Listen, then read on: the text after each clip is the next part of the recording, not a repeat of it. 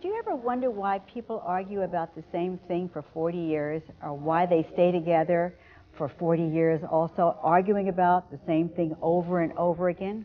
Well, today's program is going to feature that. As a matter of fact, the title of today's program is called When the Rocks in Some People's Head Match the Holes in Another Person's Head.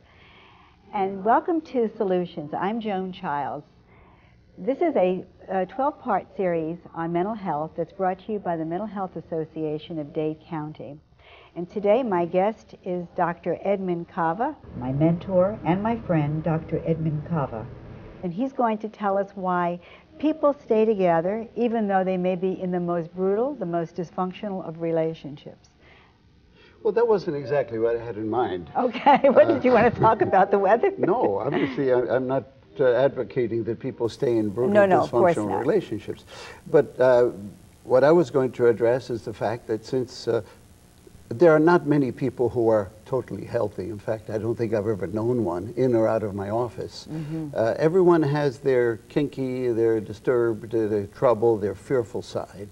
Right. And I think the idea is to find somebody whose troubles, whose issues fit comfortably with the other person. In other words, what we would call complementary pathology. You know, and I can think of many situations where two people who have undeniable problems in getting along happen to find the right person and make what seems to be a pretty satisfactory match. And we see that quite a bit. For instance, think of a person who has very strong dependency needs, who has fears of making decisions, who really wants to be sheltered. Right. Take another person who has power needs and who is very assertive and very controlling. Well, you know, if those two people happen to meet and they're both comfortable with those roles, they might get along very, very well. But you know. Don't you find that that's true maybe in the beginning, but as people begin to progress or they develop, that can become a conflict after a while also? Well, you know, I don't know of any insurance companies that issue policies on relationships. You know, people evolve, relationships evolve, they can improve, they can deteriorate. You know, there is no guarantee. But I've seen relationships like that that can last a very long time. But the things that bring people together sometimes, that match in the beginning, can they change as time goes on? Can the person who is very dependent and who gets involved with someone who is a leader type or very controlling, can that person that's a leader type and that's the one that's making all the decisions, can he or she become annoyed at the other person's dependency as the years go on? Well, when I speak about leadership, you know, I'm not talking about oppressiveness. Well, sure, I think relationships can evolve, and if they evolve in a way that is wholesome, where there's no violation of each other's needs. For instance, let us suppose that the person who enjoyed the other's dependency gradually becomes less needy of that type of symbiosis. And suppose at the same time the other person becomes more self-sufficient and more autonomous, and you know, their relationship can shift, but it doesn't have to shift in a destructive way. And when two people find themselves at issue with each other in terms of the original reasons they got together, because we do choose people for conscious reasons and unconscious reasons, don't we? Mainly the latter, I think. The unconscious? Sure. There's some little guy that lives in us and says, I want that girl. You know, Freud was once quoted as saying that people are free to do as they will, but they're not free to will as they will. So very often decisions really emerge, and we have the illusion that they're done on a conscious level, but they really emerge full-fledged from forces that are outside of our awareness. So this force, this unconscious force that more or less dictates our choices and our behaviors, do you think they're in some way trying to have a resolution from the past that they're bringing to the present, from primary relationships? Again, I don't like to quote Freud, even though he also had a lot to say. Of course, he may be thought of as being a bit old-fashioned, and I know that he's disreputable in some circles. But you know, Freud also said that when I see a man and a woman, I see four people. The man, his mother, the woman, and her father. People do transfer their family traditions, their family culture, into whatever new relationship they set up. Right. And their expectations and their anticipations are derived from their past. So fundamentally, he was really on the right path, but there's been other formulas and other types of therapies that have come along that also have added more to that, like? Oh, we're talking about the more systemic approaches Right. that we have today. Yeah, well, you know, these anticipations can be changed, and they can be replaced rather than just assigning the other person a role.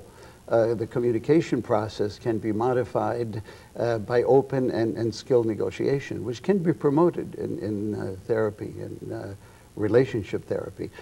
For instance, people can learn to ask each other for what they want of each other in a more productive way, rather than just assuming that the other person is going to be like their mother or like their father, and blaming them for it, or bringing all their dissatisfaction from their childhood into the new relationship.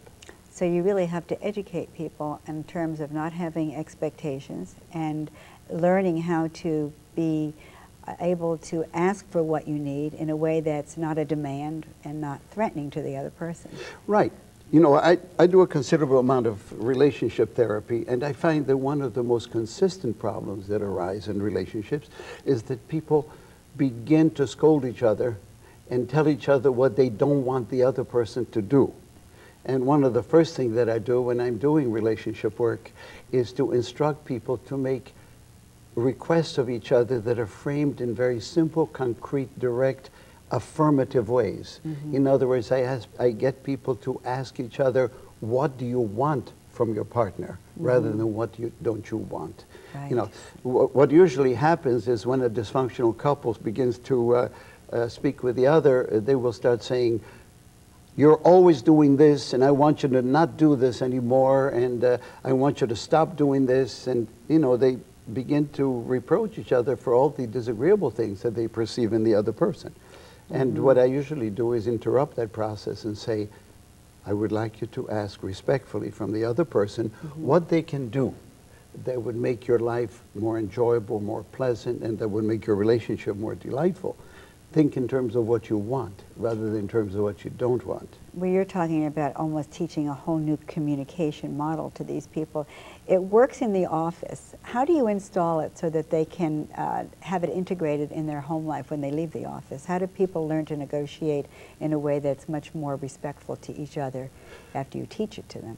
Well, in my experience, if you can get a couple to communicate along these rules, along these parameters, and they discover the comfort that it can generate in the therapeutic session, they will tend to carry that out of the office and begin to integrate that, and it gradually replaces their accusatory and reproachful communications that have been their style. Right, because the accusatory ones, or you never or you always, that usually is a setup for an invitation for a fight immediately.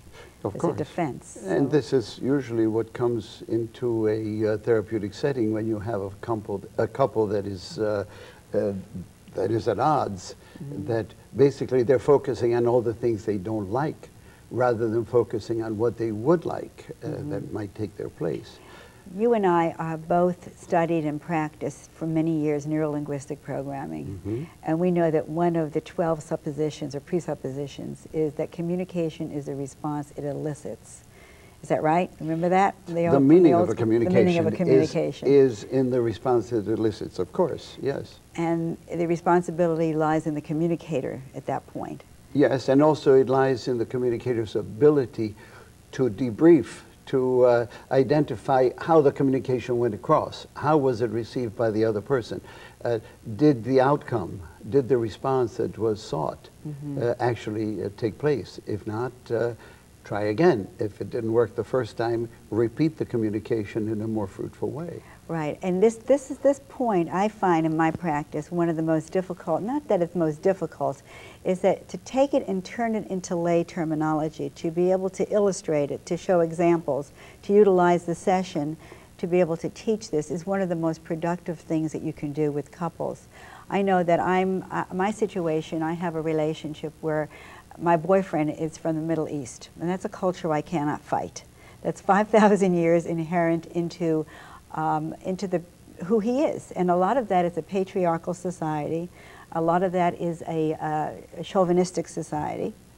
And I wanted to apply some of my therapeutic technology on my personal relationship. It was very interesting because this was a real challenge for me. And I want to be able to share this information with you folks out there because this is how it gets practiced out. And maybe you can help me on this. He can't say, I'm sorry. That's against the religion. And the men in the culture never have to say you're sorry. It's almost like that Eric Siegel's love story. Love means never saying you're sorry, which I don't believe, by the way. But to anticipate or expect or hope for an I'm sorry, hell will freeze over for that to happen. I found that rather than ask him or explain to him why it's important, because it gets me nowhere, I learned to listen, and you're talking about learning to understand what the other person's communication level is. I learned to listen really carefully. He doesn't say I'm sorry, but he does feel that he's sorry when he does something wrong. And how I had to try to filter that out of my model of reality, which is not his model of reality, is his way of saying he's sorry is, I don't want to talk about it anymore. And he gets a look, and it means that he's sorry. And it took a long time for me to accept that and not make him responsible for my feelings by saying, I need those words, I'm sorry. If you can get this message across to couples to accept the other person where they're at and understand that that's the best that they can do, is that what you mean by communication and understanding the other person's way? Well, I think that's a very constructive frame that you have generated, and I can... It works! Very clever. Well done. Personally, I don't think apologies are terribly useful. I think it's more useful if a different behavior can be gradually introduced that makes the apology unnecessary. Right. By the deed or by the behavior. Sure. Yes. You know, if a person says I'm sorry and then does the same thing all over again, then the apology is rather trite and useless. But if there's true regret and if there's an awareness that the behavior that has come out or the communication was toxic and undesirable, and the person is willing to withhold that behavior and replace it with something more productive. That's I'm sorry. That would move more in the same direction. Right. It doesn't require any mental gymnastics on the part of the recipient. Well, it's hard for people to get past we're such a need-oriented society instead of being value-oriented. We have certain expectations that we want the other person to meet our needs, so to speak. Now, if I was waiting for him to say, I'm sorry, this relationship would have never worked because in his culture, when you said you were sorry, which he maybe said once or twice, it was used against him. He was shamed for being sorry. You know, you were stupid, you shouldn't have done that. You see, you should be sorry. So he learned... It's like agreeing with the adversary. Right. And capitulating. Exactly. So he learned in order to be protective, you can't say you're sorry. But it took my ability as a therapist to be able to go beyond my personal. When someone hurt my feelings or hurts my feelings, I would expect them to say, I'm sorry that I hurt your feelings, especially if I shared with them. But when that wasn't forthcoming, I had to learn to deal with his model of the world. This is one of the most difficult things that I have in working with clients, to be able to respect the other person's model of reality, their map of reality. What about you?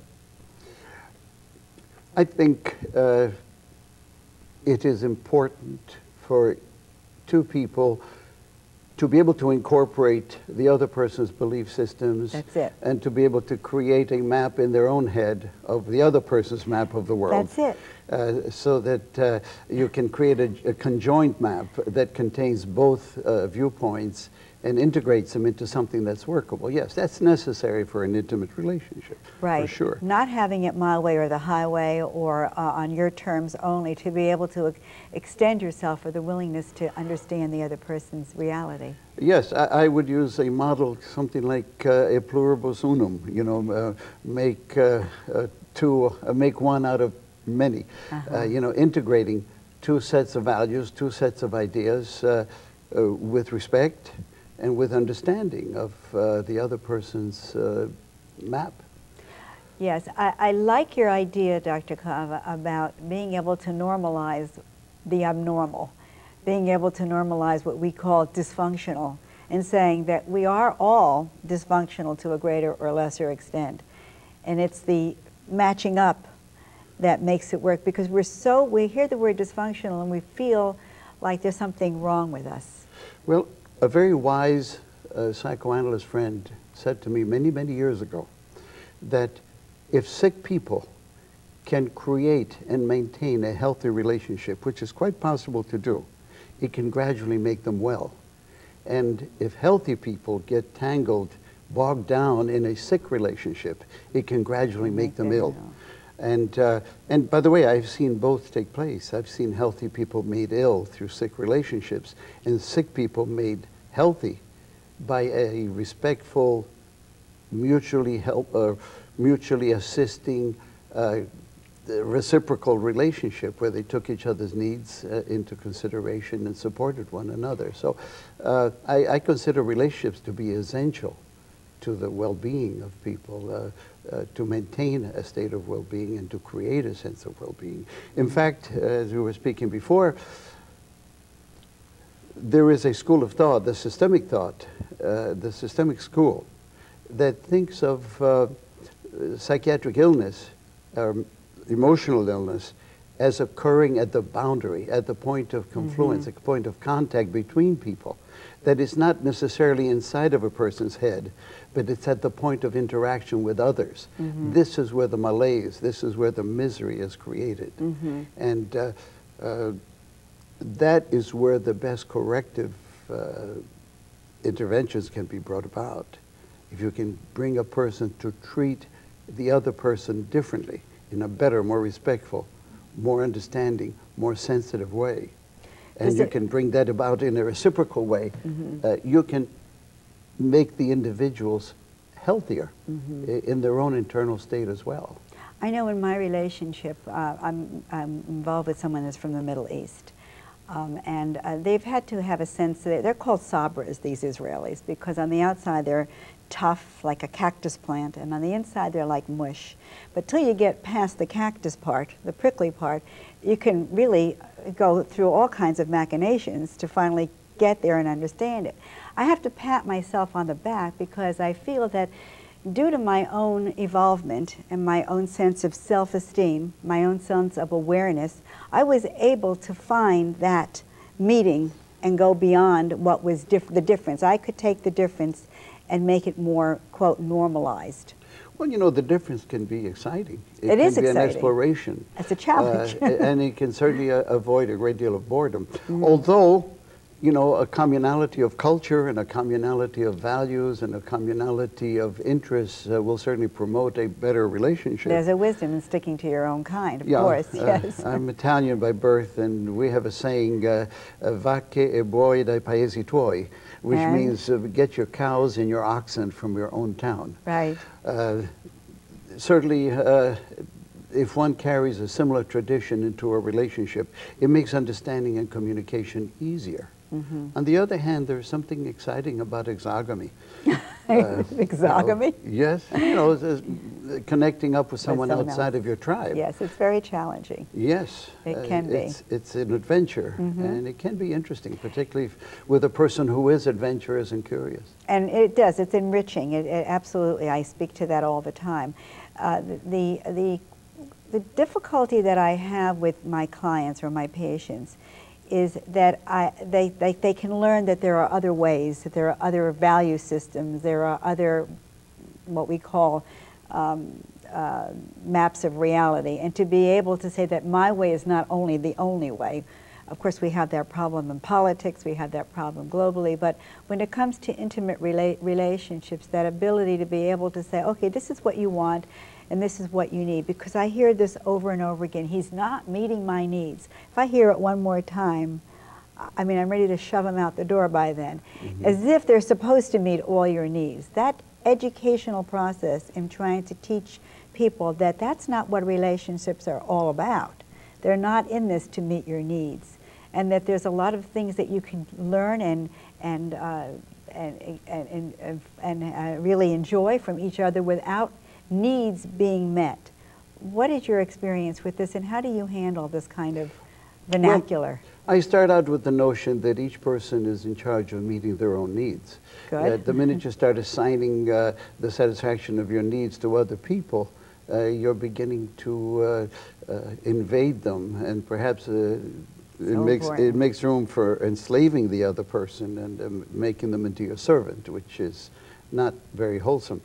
I remember Fritz Perls, with whom I had some training. Talk about him for a minute. Let the audience know who Fritz Perls is. Fritz Perls was the creator of Gestalt therapy, right, and an extremely innovative psychotherapeutic thinker back in the 60s, and actually I met him in the late 50s, and I met with him and attended seminars with him on several occasions. And he created the Gestalt prayer, which in the 60s it used to be on bumper stickers, and it became very well known. I do my thing, you do your thing. I am not in this world to live up to your expectations, and you're not in this world to live up to mine. I am me, and you are you. And if perchance we meet, it's beautiful. If not, it can't be helped. The last sentence is often left out because it kind of crashes maybe some of the poetic and idealistic beauty of the rest of it. In fact, when they used to make it into bumper stickers, they used to leave the last sentence out. If not, it can't be helped. But I think it's a good idea to start off by choosing somebody who is fairly autonomous and who attends to their own needs and doesn't assign their needs to the other person. Or at least, you know, I'm talking in terms of forcing the other person to become their babysitter or to become their nurse. I think that if they start off by not making excessive demands on each other, their likelihood of having a good relationship greatly improves. There is so much cultural experiences that we grew up with, at least in the Judeo-Christian culture, where you have these expectations sort of fortified into your marriage before you even get off the ground, just with the words, "till death do us part," for richer, for poor, and sickness or in health, these kinds of vows that It sounds like life imprisonment, doesn't it? Yes. And this is what leads into what could be potentially a healthy relationship, or having these idealistic expectations or old expectations. Somebody once told me that unless that there is no intimacy without autonomy. I generally tell my patients that marriage is feasible when it's not necessary in a relationship. In other words, if a couple really gets along so well that neither of them has to coerce the other one into marriage, then they have the kind of relationship that could feasibly be moved into a marriage and survive well. Very often, the demand for marriage is intrinsically a sick demand, in the sense that one person is afraid of being abandoned, is terrified of public opinion. Right. You know, very often the person who demands marriage is operating from all the wrong reasons. The same psychoanalyst that I made reference to, who was talking about how relationships can make people healthy, I heard him once quoting a friend of his who said, "Marriage ain't never fixed nothing, no-how." You're going to make a lot of people unhappy out there by listening I think to that. he was, yes, well, I think he was being perhaps emphatic, but people think that after they get married, their relationship is suddenly going to improve.